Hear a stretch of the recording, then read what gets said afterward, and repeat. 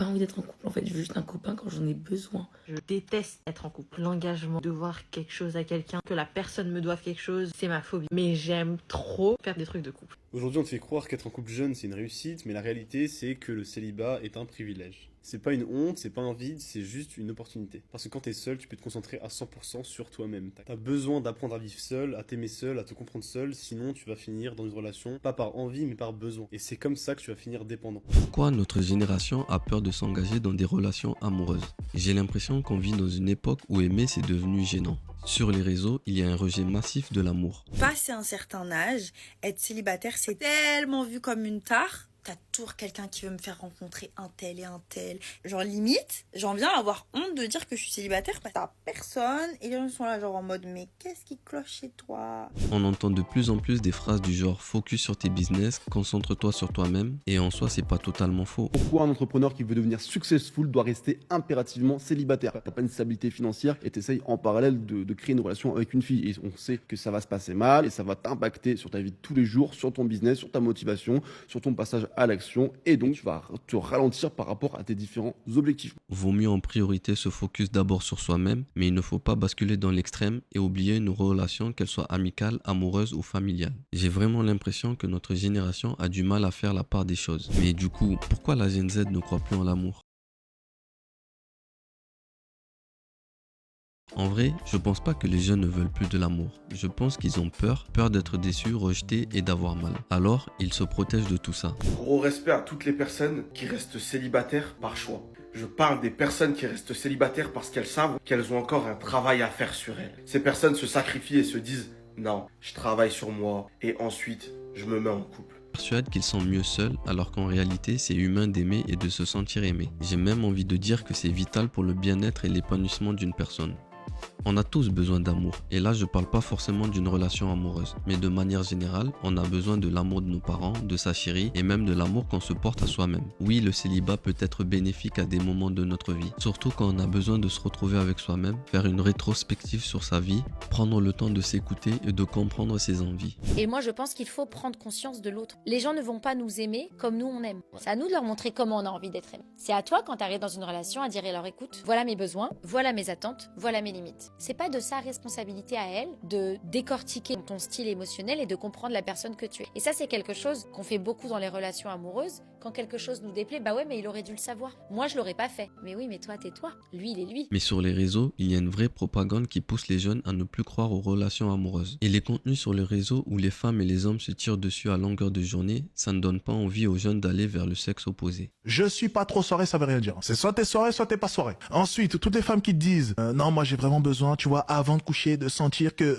déjà, si elles sont aussi à l'aise pour parler de leur sexualité, tout ce qui va sortir de sa bouche, c'est du bullshit. Si elle est à l'aise lorsqu'elle parle de sa sexualité, c'est que tu peux multiplier par 3, par 4 ou même par 5 son body count. S'il commence à te dire, je sais pas, on verra, on se prend pas la tête, il veut juste coucher avec toi. Si d'un coup, il devient occupé, il a beaucoup de travail, c'est juste des excuses, tout simplement parce qu'il en a trouvé une autre. T'as compris? Va vers un homme capable.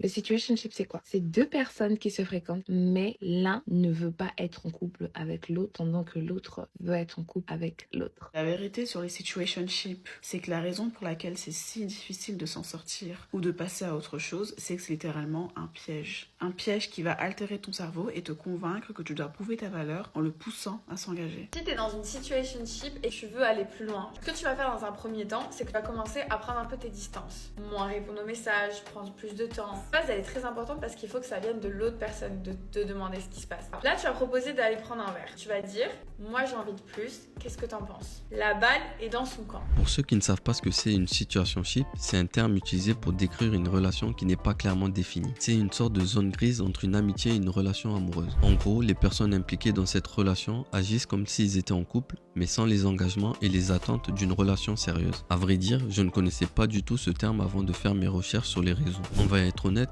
Pour moi, une relation comme ça, c'est rarement équilibré. Dans 90% des cas, il y en aura un qui sera plus à fond dans la relation et l'autre qui est juste là, quoi. Il y en a un des deux qui reste accroché à la relation dans l'espoir que ça évolue en quelque chose de plus sérieux. Est-ce qu'on peut dénormaliser les situationships? Les situationships, c'est vraiment l'arnaque du siècle. Parce que théoriquement, t'es en mode trop bien, on se doit rien, on est chill. Mais en fait, vous vous rendez pas compte que les personnes qui vous proposent des situationships, c'est juste une manière décomplexée de vous la foutre à l'envers. C'est-à-dire que la personne qui veut un situationship, elle a tous les avantages d'un couple. Sauf que techniquement, il n'y a pas de label. Donc, ça veut dire qu'elle peut aller voir ailleurs, elle peut te manquer de respect, elle peut ne pas répondre à tes messages. Sauf que toi, tu n'as pas le droit de dire quoi que ce soit. Parce que vous n'êtes pas en couple. Dès le départ, la relation n'est pas partie sur des bases saines. Ça me fait un peu penser au sex friend, où la relation se construit juste sur des rapports sexuels. C'est rare que ça aboutit sur quelque chose de sérieux. Et généralement, dans les relations sex friend, tu te rends compte qu'il y en a toujours un qui développe des sentiments pour l'autre personne. Les situationships, on est dans la même dynamique. La vérité, c'est que beaucoup acceptent ce genre de pseudo-relation par manque d'estime de soi. Ils s'engagent dans ce genre de relation parce qu'ils ont peur d'être seuls, de reconstruire quelque chose de zéro. Et ils se disent que c'est mieux que rien, que c'est le mieux qu'ils pouvaient avoir à ce moment-là. Et oui, il y a sûrement des personnes qui vont dire que leur situationship a abouti à quelque chose de sérieux. Oui, c'est possible, mais ce n'est pas la norme.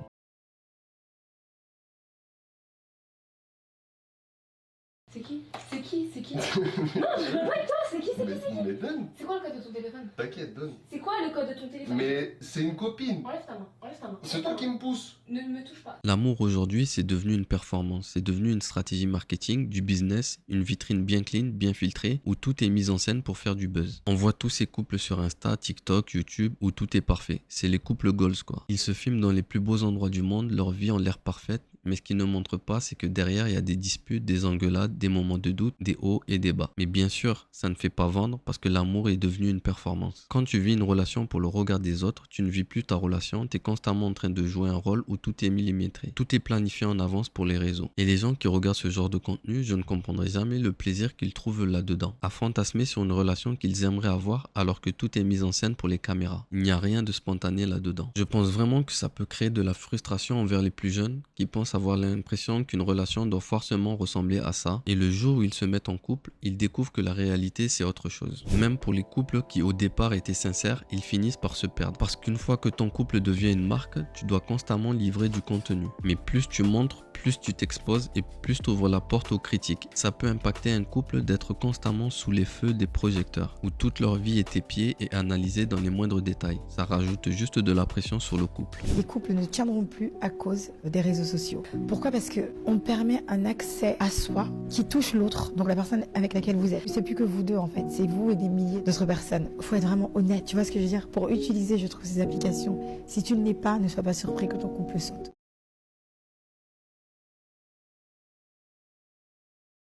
Est-ce que vous pensez que les hommes font des nuits blanches parce qu'ils pensent à leur relation? Non, ils s'en foutent, ils dorment et ils pensent à faire leur argent, ils pensent à réussir leur carrière. Et toi, comme tu auras tout mis de côté, tu auras mis ta vie professionnelle, tu auras mis ta vie sociale entre parenthèses pour lui, tu te retrouveras seul et misérable quand il t'abandonnera pour aller voir ses potes. If you think your man is cheating, but he hasn't admitted it, and you don't have any evidence, give him permission to cheat. If you've been on his back about, oh, I know you're cheating on me, and blah, blah, blah, blah, blah, blah, blah, and all of a sudden you say, hey, you know what, go ahead and cheat. You can have a girlfriend.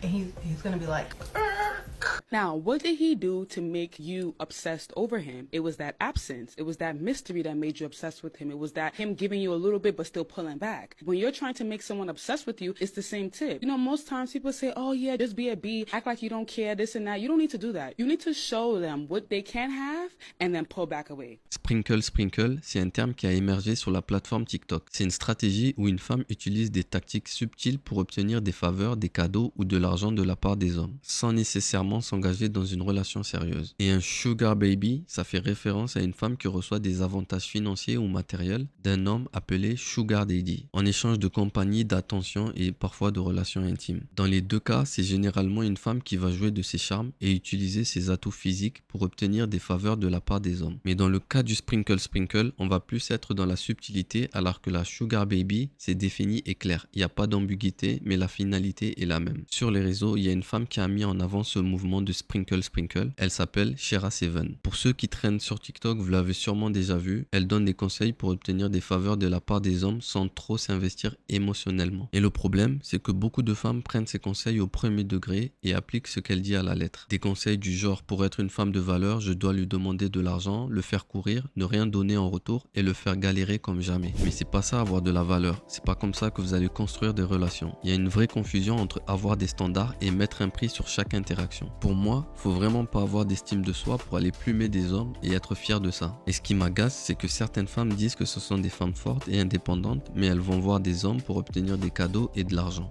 Je suis indépendante à l'extérieur et je suis dépendante à l'intérieur. C'est-à-dire qu'avec mon mari, je suis dépendante. Et quand j'entends certains discours disant que les hommes de nos jours ont peur des femmes indépendantes, des femmes accomplies, eh bien, pour ma part, ils n'ont pas peur du statut, mais ils ont plutôt peur du comportement. Et il y a aussi un paradoxe dans le sens où ces femmes-là disent qu'elles veulent un homme qui les respecte et qui les aime sincèrement, mais à côté, elles veulent faire ça à côté. Après, attention, je ne dis pas qu'une femme n'a pas le droit d'avoir des critères et vouloir un homme qui apporte de la sécurité, du confort et un homme qui a une bonne situation. Mais quand on mise tout sur le portefeuille d'un homme, faut pas s'étonner qu'en retour, ces hommes-là ne vous respectent pas et ne vous traitent pas convenablement.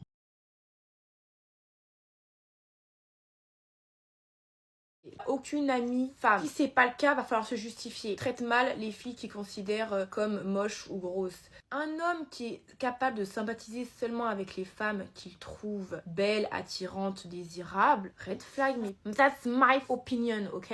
En fait, c'est que les hommes maintenant ne connaissent plus leur rôle. Le rôle d'un homme, c'est que tu es le leader, tu es censé protéger ta famille, tu es censé subvenir aux besoins de ta femme et de tes enfants. Tu es censé assurer la sécurité financière. Vous êtes le boss, vous êtes le leader. Je vais vous dire une chose, mesdames, toutes celles qui m'écoutent. Par moment, ce que vous ne comprenez pas, l'homme qui apparemment ne voulait pas de sérieux avec vous, si vous aviez adopté un autre comportement, il aurait peut-être voulu du sérieux avec vous. Le problème, c'est pas forcément l'homme, parce que l'homme à la base, quoi qu'il arrive, veut te poutrer. Donc ne pensez pas rencontrer un homme qui tout de suite voudra du sérieux avec vous. C'est à vous d'inspirer l'homme que vous allez rencontrer et lui donner envie d'avoir une relation sérieuse. Franchement, il y a un truc que j'ai remarqué depuis quelques temps sur les réseaux, c'est devenu les hommes contre les femmes. H24 sur TikTok, YouTube, c'est une battle non-stop entre les deux camps. J'ai l'impression que les gens oublient que l'on a besoin de l'un et de l'autre pour vivre, et même d'un point de vue biologique, un homme a besoin d'une femme et inversement. Donc je ne comprendrai jamais cette guerre sur les réseaux où chacun essaye de descendre l'autre. Vous avez sûrement déjà entendu ce terme, un homme capable. T'es pas un homme capable si tu fais pas ci et ça.